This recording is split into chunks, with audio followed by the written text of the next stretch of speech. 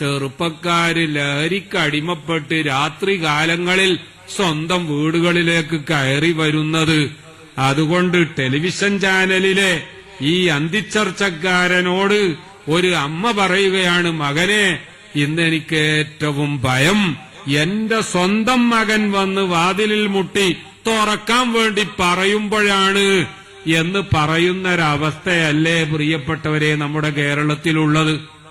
നിങ്ങൾ കേട്ടിട്ടില്ലേ, കോഴിക്കോട് ഇതേ ജില്ലയിൽ ആ അടിവാരത്തിനടുത്ത് ഒരു മുസ്ലിം ചെറുപ്പക്കാരൻ, അവന്റെ ഉമ്മ ക്യാൻസറിന് ഓപ്പറേഷൻ കഴിഞ്ഞ് സ്വന്തം സഹോദരിയുടെ വീട്ടിൽ വിശ്രമിക്കുമ്പോഴാണ് അവൻ ബാംഗ്ലൂരിൽ നിന്നോ മറ്റോ വന്ന് അയൽ വീട്ടിൽ പോയി തേങ്ങ പൊളിക്കാൻ കത്തി വായ്പ തരണം എന്ന് പറഞ്ഞ് വാങ്ങി.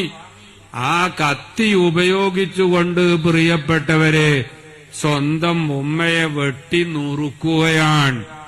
ആ ചെറുപ്പക്കാരൻ മകന്റെ പേര് ആഷിഖ് എന്നാണ് എന്നും കൊല്ലപ്പെട്ട ഉമ്മയുടെ പേര് സുബൈദ എന്നും ആണ് എന്നുകൂടി നിങ്ങൾ കൂട്ടി വായിച്ചാൽ നമ്മുടെ കുട്ടികൾ എങ്ങോട്ടാ പോകുന്നത്?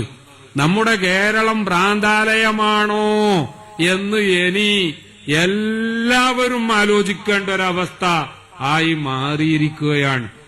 പ്രിയപ്പെട്ടവരെ, വീട്ടിൽ സദാ ആരോടും മിണ്ടാതെ കഴിഞ്ഞുകൂടിയിരുന്ന ചെറുപ്പക്കാരൻ അങ്ങ് ചൈനയിൽ പോയി മെഡിസിൻ പഠിച്ചു.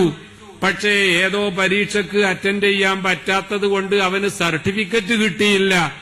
അവൻ നാട്ടിൽ വന്ന് അമ്മയോടും അച്ഛനോടും പറഞ്ഞു, എറണാകുളത്ത് പോയിട്ട് എനിക്ക് സിനിമ പഠിക്കണം, 3 മാസത്തെ കോഴ്സിന് 1.5 ലക്ഷം രൂപ തരണം എന്ന് പറഞ്ഞു. അവര് ആ പൈസ കൊടുത്തു. 3 മാസത്തെ കോഴ്സ് കഴിഞ്ഞ് വന്ന മകൻ വീട്ടിന്റെ മേലെ ഭാഗത്തേക്ക് അപ്സ്റ്റെയറിലേക്ക് പിന്നെ ആരും കയറാൻ പാടില്ല എന്ന് നിയമം വീട്ടിൽ നിയമം വെച്ചു. ആ അച്ഛനും അമ്മയും വീടിന്റെ താഴത്ത് ഒതുങ്ങിക്കൂടേണ്ടി വന്നു. ഒരു ദിവസം അവൻ വീട്ടിലേക്ക് കയറി വന്ന് അടുക്കളയിൽ പച്ചക്കറി നുറുക്കിക്കൊണ്ടിരിക്കുന്ന അമ്മയുടെ കയ്യിൽ നിന്ന് ആ കത്തി വാങ്ങിക്കൊണ്ട് പ്രിയപ്പെട്ടവരെ സ്വന്തം അച്ഛനെ 17 കഷ്ണമാക്കി എന്നാണ് നമ്മുടെ വാർത്തകൾ പറയുന്നതെങ്കിൽ, ആ അച്ഛനെ കൊല ചെയ്യപ്പെട്ടതിന് ശേഷം അവിടെ ആളുകളും പോലീസുമൊക്കെ വന്ന് കുത്തേറ്റ അമ്മയെ ആശുപത്രിയിലാക്കിയതിന്റെ ശേഷം അവര് വീട് പരിശോധിച്ചപ്പോൾ അവന്റെ റൂമിൽ കണ്ട വസ്തുക്കൾ എന്താണ് എന്ന് ഇപ്പോഴും അവർക്കാർക്കും മനസ്സിലായിട്ടില്ല.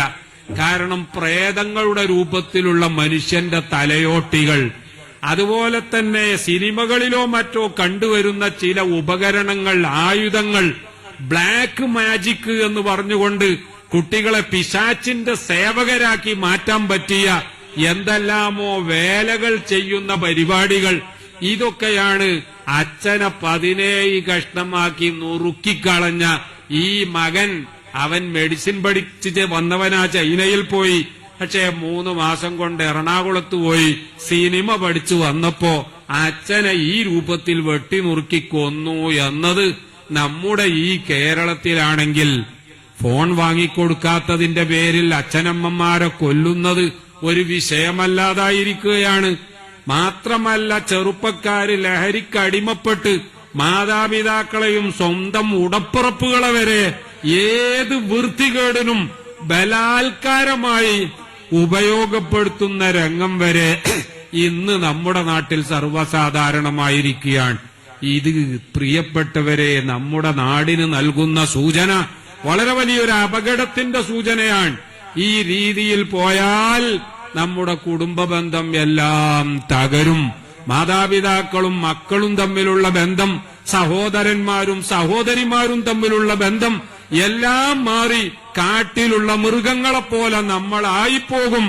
അങ്ങനെ മൃഗങ്ങളെപ്പോലെ അതപ്പതിക്കാതിരിക്കാൻ വേണ്ടിയാണ് മനുഷ്യന് മനുഷ്യനാണ് എന്ന ബോധം നൽകാൻ ഉമ്മയെ കാണുമ്പോ ഇതെനിക്ക് ജന്മം നൽകിയ എന്നെ നൊന്തുപറ്റ ഉമ്മയാണ് എന്ന് ചിന്തിക്കാൻ കഴിവുള്ള, എനിക്ക് വേണ്ടി വിയർപ്പൊഴുക്കി എല്ലാവിധ സുഖങ്ങളും ത്യജിച്ചുകൊണ്ട് പടച്ചവനെ എന്റെ മകനെ നോക്കാൻ വേണ്ടി എനിക്ക് വിയർപ്പൊഴുക്കുകയല്ലാതെ നിർവാഹമില്ല എന്ന് ചിന്തിച്ച് ജീവിതത്തിന്റെ സുഖങ്ങളൊക്കെ മാറ്റിവെച്ച ഉപ്പയാണിത് എന്ന് ഉപ്പയെ കാണുമ്പോൾ ചിന്തിക്കാൻ ഒരു മകന് കഴിയണമെങ്കിൽ സ്വന്തം പെങ്ങളെ കാണുമ്പോൾ സിനിമാ നടിമാരെ കാണുന്ന രീതിയിലല്ലാതെ എന്റെ ഉമ്മയുടെ ഗർഭപാത്രത്തിൽ നിന്ന് വന്ന ഉടപ്പറപ്പാണ്, അവളെ ഞാൻ സിനിമാ നടിമാരെക്കോ പോലെയോ അഭിസാരികകളെ പോലെയോ കാണാൻ പാടില്ല എന്ന് ചിന്തിക്കുന്നവരായി മാറണമെങ്കിൽ പ്രിയപ്പെട്ടവരെ, അവർക്ക് അള്ളാഹു ഉണ്ട് എന്ന് പഠിപ്പിക്കണം.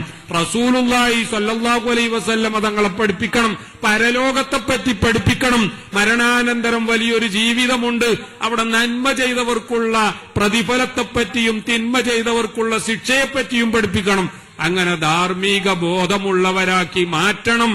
ധാർമ്മിക ബോധമില്ലാത്തതിന്റെ ഫലം പ്രിയപ്പെട്ടവരെ നമ്മൾ ഇന്ന് അനുഭവിച്ചുകൊണ്ടിരിക്കുകയാണ്.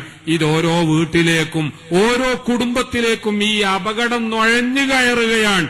നമ്മുടെ ഫോണും നമ്മുടെ ഇന്റർനെറ്റും നമ്മുടെ മറ്റുള്ള ബന്ധങ്ങളുമൊക്കെ ഈ രീതിയിൽ നമ്മുടെ കുടുംബ ബന്ധവും മത കാര്യങ്ങളുമൊക്കെ തകരാൻ കാരണമായിരിക്കുകയാണ്. ഇവിടെയാണ് ഈ ദാറുൽ ഖുർആൻ എന്ന പേരിൽ നമ്മുടെ നാട്ടിലെ ഈ സ്ഥാപനം, മറ്റ് ദീനീ സ്ഥാപനങ്ങൾ, അതുപോലെ തന്നെ നമ്മുടെ പള്ളികൾ, നമ്മുടെ ദർസുകൾ, നമ്മുടെ മതപ്രസംഗ പരമ്പരകൾ, ഇതൊക്കെ എന്തിനാണ് ഈ ആധുനിക കാലഘട്ടത്തിൽ എന്ന ചോദ്യത്തിന്റെ മറുപടി നമുക്ക് ലഭിക്കുന്നത് ഇത്തരം വിഷയങ്ങൾ ശ്രദ്ധിക്കുമ്പോഴാണ്. ഞാൻ അവസാനിപ്പിക്കുകയാണ്. നാളൊരു ഹജ്ജ് ക്ലാസ്സിന് വേണ്ടി അടുത്ത ട്രെയിനിൽ കോട്ടയത്തേക്ക് പോകേണ്ടതുള്ളതിനാൽ ഇപ്പോൾ തന്നെ കണ്ണൂരും തലശ്ശേരിയും ഒക്കെ വ്യത്യസ്ത പരിപാടി കഴിഞ്ഞ് ഇവിടെ വന്ന് അങ്ങനെ തന്നെ പോകണം എന്ന് കരുതി വന്നതാണ്. സമയമുണ്ടായിട്ടല്ല.